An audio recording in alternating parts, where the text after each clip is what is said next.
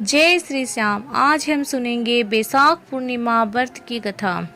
कांतिका नामक नगर में राजा चंद्रहास्य राज करता था। उसके नगर में एक धनेश्वर नामक ब्राह्मण भी अपनी पत्नी सुशीला के साथ रहता था। उसके घर में किसी भी प्रकार की धन संपत्ति की कोई कमी नहीं थी, लेकिन ब्राह्मण के कोई संतान नहीं थी, जिसके कारण दोनों पति पत्नी बहुत दुखी थे। एक बार उस नगर में एक साधु आता है, जो सभी घरों से भिक्षा मांगकर गंगा नदी के किनारे भोजन कर जीवन यापन करता है। लेकिन वह साधु धनेश्वर के घर भिक्षा मांगने नहीं जाता था। ये देखकर सुशीला और धनेश्वर बहुत दुखी हुए और जाकर उस साधु से पूछे कि आप सभी के घरों में भिक्षा लेने जाते हो, लेकिन हमारे घर नहीं, ऐसा क्यों साधु महाराज?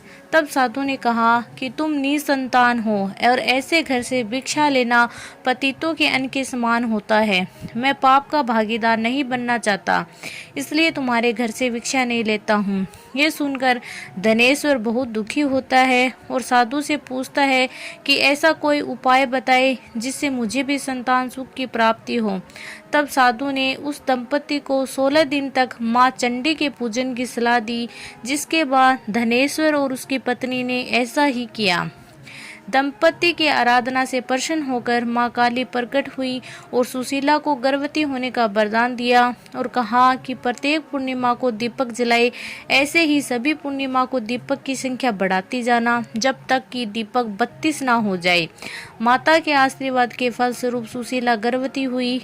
काली माता के कहे अनुसार वह दीपक जलाती रही। माँ काली की कृपा और आशीर्वाद से दंपति के घर एक पुत्र ने जन्म लिया, जिसका नाम धनेश्वर और सुशीला ने देवदास रखा।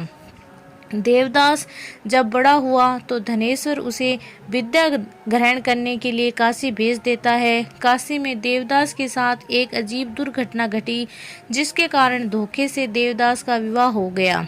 जब देवदास ने बताया कि वह अल्प आयु में है, फिर भी उसका विवाह जबरदस्ती करवा दिया गया। कुछ समय बाद जब काल देवदास के प्राण लेने आया तो काल देवदास का प्राण नहीं ले पाया।